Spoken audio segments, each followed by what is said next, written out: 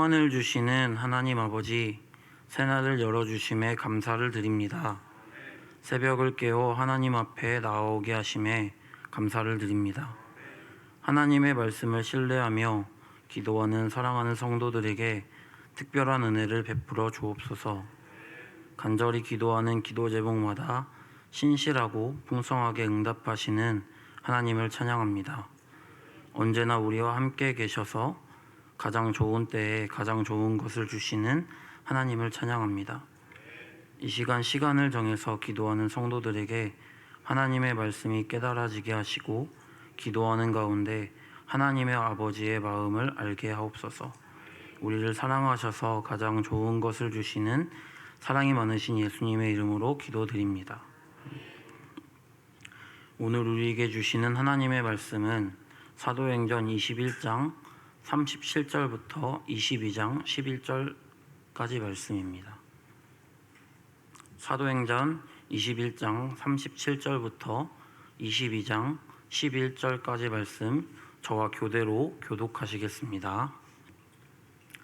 바울을 데리고 영내로 들어가려 할 그때에 바울이 천부장에게 이르되 내가 당신에게 말할 수 있느냐 이르되 내가 헬란 말을 아느냐.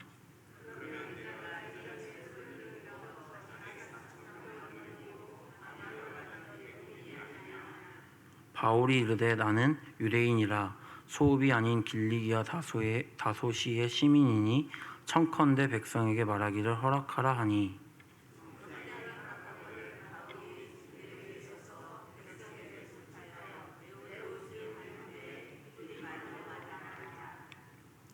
부형들아 내가 지금 여러분 앞에서 변명하는 말을 들으라.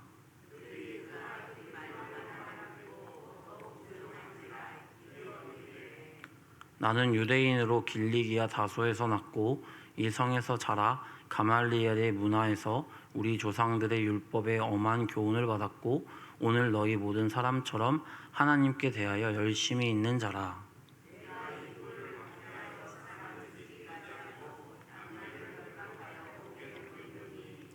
이에 대제사장과 모든 장로들이 내 증인이라. 또 내가 그들에게서 다메섹 형제들에게 가는 공문을 받아가지고 거기 있는 자들도 결박하여 예루살렘으로 끌어다가 형벌받게 하려고 가더니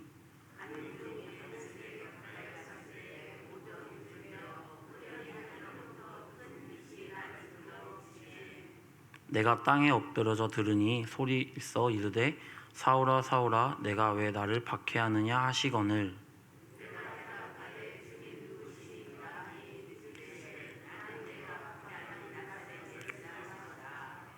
나와 함께 있는 사람들이 빛은 보면서도 나에게 말씀하시는 이의 소리는 듣지 못하더라.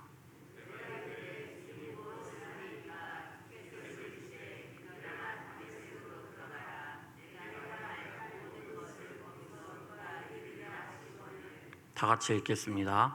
나는 그 빛의 광채로 말미암아 볼 수 없게 되었으므로 나와 함께 있는 사람들의 손에 끌려 다메섹에 들어갔노라. 할렐루야. 새벽 기도회에 오신 여러분을 주님의 이름으로 축복합니다. 어제 말씀에 이어 천부장과 그의 부하들은 바울을 데리고 병영 안으로 들어갑니다. 이때 바울의 모습을 생각해 보면 바울은 죽을 지경에 이를 때까지 많은 사람들에게 맞았기에 온몸에는 피가 나고 상처가 나고 뼈가 부러지기도 하고 입었던 옷은 다 찢어졌고 머리는 헝클어진 모습이었을 것입니다. 제가 만약 바울이었다면 아마 모든 것을 포기하고 좌절했을 것 같습니다. 그런데 바울은 달랐습니다.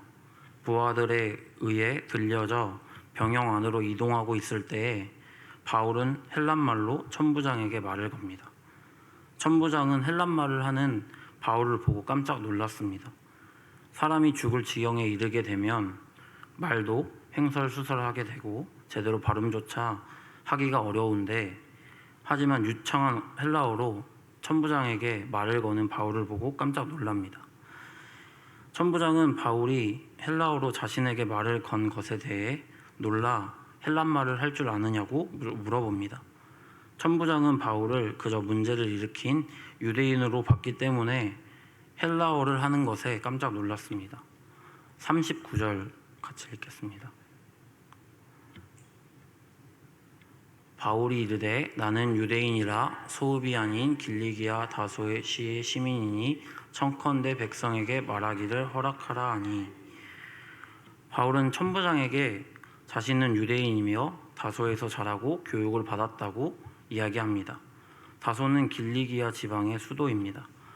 다소는 고대 헬레니즘 문화가 번창했던 곳으로 널리 알려진 도시입니다. 바울이 자신이 다소에서 나고 자랐다는 것을 밝힌 이유는 자신은 그렇게 위험한 사람이 아니니 백성들에게 말하기를 허락해 달라고 요청하는 것입니다. 바울은 자신의 어떠한 모습이나 상태보다는 예수님을 만난 기쁨과 하나님의 사랑이 가득 차 있는 사람이었습니다. 죽을 지경에 이르렀지만 그에게는 여전히 복음을 전하는 것에 열정이 있었습니다. 바울이 겪은 고난과는 비교할 수 없지만 삶을 살아가며 저에게도 여러 가지 고난이 있습니다. 성령 충만할 때 고난이 찾아오면 고난을 하나님의 사랑이라고 믿으며 고난을 이겨내지만, 성령 충만하지 않을 때는 고난이 찾아오면 어김없이 좌절하고 하나님을 원망하기까지 합니다. 예전 교회에서 사역을 했을 때 사람들과의 관계의 문제로 마음이 지쳐 있을 때에 바울의 모습을 생각하며 묵상했던 기억이 있습니다. 분명 바울도 온몸과 마음이 지쳐 있었을 텐데 어떻게 자나깨나 복음을 전하는 것에 열정이 있었을까 하는 마음이었습니다. 저는 사람들에게 미움만 받아도 죽을 것 같이 힘들고 자존감이 떨어져 낙심하게 되는데, 사람들에게 죽을 것 같이 맞고 온몸이 피투성이가 된 바울은 어떻게 고난이 있을 것을 알면서도 피하지 않고 복음을 전할 수 있었을까 하는 마음입니다. 성경을 읽으며 기도하던 중에 하나님께서 깨달음을 주셨습니다. 하나님을 만난 기쁨과 예수님의 사랑이 자신의 고난보다 컸기 때문입니다. 바울은 자신의 고난을 묵상하기보다는 하나님의 사랑을 묵상하는 사람이었습니다. 하나님께 자기 연민으로 자신을 불쌍히 여기기보다는 독생자를 보내주시고 자신을 구원해 주신 하나님의 사랑에 감격이 있었습니다. 그리고 전도 여행을 하며 늘 하나님과의 관계 안에서 친밀함을 느꼈습니다. 매일매일 크고 은밀한 하나님의 마음을 깊이 깨달았습니다. 바울은 고난에도 흔들리지 않는 성령 충만한 사람이었습니다. 이 땅에서 우리의 삶은 늘 고난이지만 성령 충만하시어 주님과 함께 동행할 때 늘 기쁨으로 이겨내시는 저와 여러분이 되기를 주님의 이름으로 축복합니다. 40절 말씀입니다. 천부장이 허락하거늘 바울이 층대 위에 서서 백성에게 손짓하여 매우 조용히 한 후 히브리 말로 말하니라. 천부장은 바울이 믿을 만한 사람이라고 생각이 되었는지 백성들 앞에서 변명할 기회를 줍니다. 바울은 층대 위로 올라가 소란을 피우고 있던 백성들에게 조용히 해달라고 손짓합니다. 1절, 부형들아, 내가 지금 여러분 앞에서 변명하는 말을 들으라. 부형들아. 바울은 복음을 잘 전하기 위해 듣고 있는 백성들을 높이는 말로 자신의 말을 시작합니다. 방금 전까지 그들에게 죽기까지 두드려 맞은 것을 기억하고 있음에도 바울은 복음을 잘 전하기 위해, 한 사람이라도 복음을 받아들이게 하기 위해 정중하게 이야기를 시작합니다. 요즘 시대에는 모르는 사람들에게 복음을 전하는 것에 여러 가지 어려움이 있습니다. 교회에서 나왔다는 이야기만으로 사람들의 표정이 달라지는 것을 경험할 수 있습니다. 그리고 더 심한 사람들은 말투와 태도도 달라지는 사람들이 있습니다. 이런 거절감 때문에 자신이 크리스찬이라는 것을 밝히거나 또 전도하는 것에 거부감을 갖기도 합니다. 그런데 바울은 자신이 겪은 반응과 태도와 거절감 따위에 신경 쓰지 않고 복음이 잘 전달되어지는 것에 온 마음을 쏟습니다. 2절, 그들이 그가 히브리 말로 말함을 듣고 더욱 조용히 앉으라. 여기서 말하는 히브리 말은 아람어를 의미합니다. 당시 유대인들은 아람어를 공용어로 사용했습니다. 예수님도 이 아람어를 사용하셨습니다.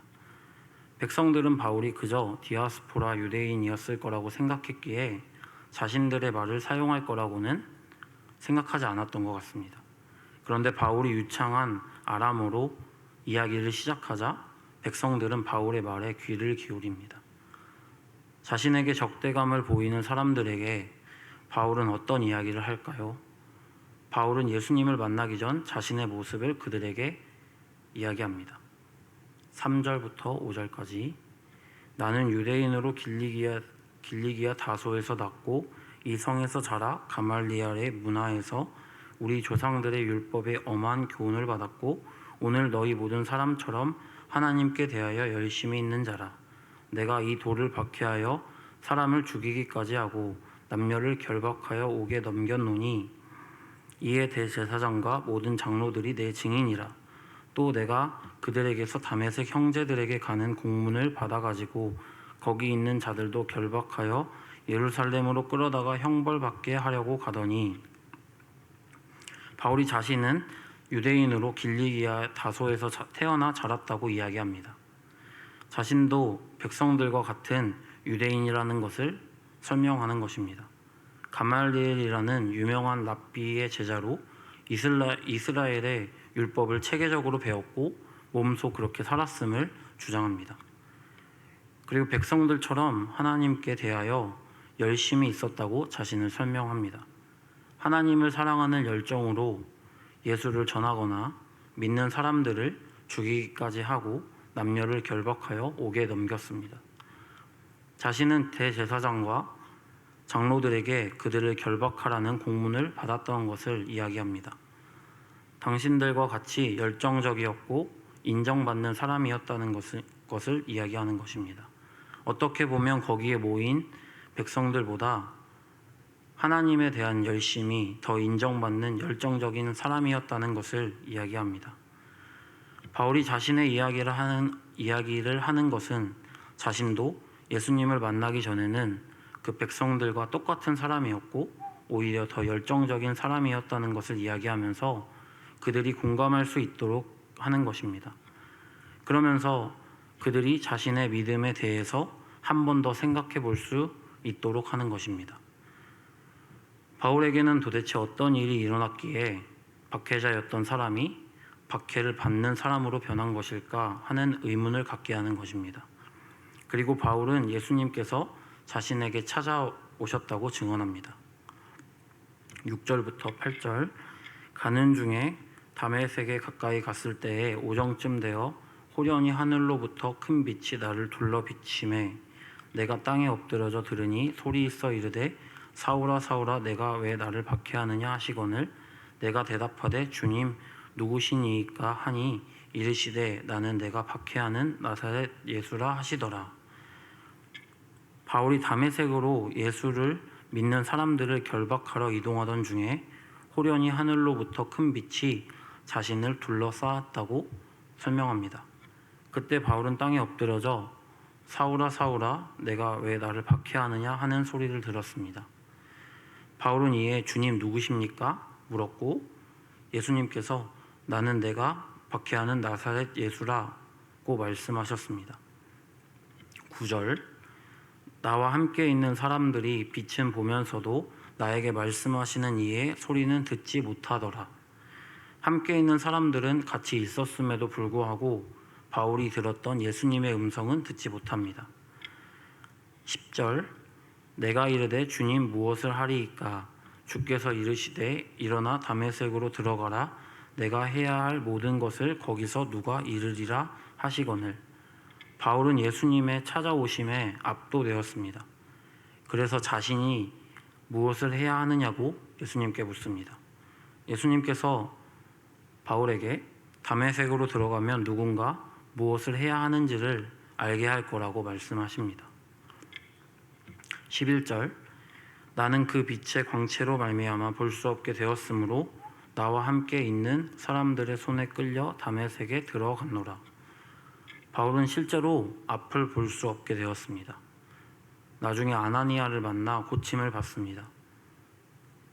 앞을 볼 수 없었기에 함께 있던 사람들에게 이끌려 다메섹으로 들어갑니다. 바울은 자신을 오해하여 죽이려고 했던 백성들에게 자신에게 처음으로 찾아오셨던 예수님을 만난 간증을 전합니다. 간증에는 힘이 있습니다. 간증은 자신이 경험한 것을 솔직하게 이야기하기 때문에 상대방의 마음을 쉽게 얻습니다. 또한 그때 당시 자신의 마음이 어땠고 어떤 경험을 했고 어떤 변화가 있었는지를 쉽게 설명할 수 있습니다. 바울은 예수님께서 자신을 찾아오신 것을 간증합니다. 우리가 예수님을 전할 때 가장 효과적인 방법은 자신이 만난 예수님을 전하는 것입니다. 예수님을 만난 감격이 매일매일 새로워지기를 주님의 이름으로 축복합니다. 매일매일 말씀을 통해 예수님을 만나시기를 축복합니다. 저는 목회자이지만 아직까지 바울과 같은 담대함은 없는 것 같습니다. 하지만 관계가 조금 편해지면 예수님이 제게 찾아오셨던 것을 이야기하곤 합니다. 저와 같은 고민을 하고 위로가 필요한 사람들을 보게 되면 마음 안에서 뜨거운 열정이 일어나게 됩니다. 예수님께서 제게 찾아오시고 제가 회복되었기 때문에 같은 아픔을 가진 사람에게 더 큰 마음으로 제가 만난 예수님을 전하고자 하는 것입니다.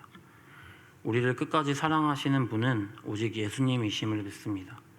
우리의 어떤 반응에도 응답하시고 함께 하시는 분은 오직 예수님이십니다. 예수님을 만난 생생한 간증이 있으십니까? 예수님을 만나고 변화된 것들이 있으십니까? 저는 예수님을 만나고 죽고 싶은 마음에서 살아났습니다. 늘 죽고 싶었던 마음에서 살아갈 소망이 생겼습니다. 나를 사랑하시는 예수님으로 인해 저 자신을 사랑할 수 있었습니다.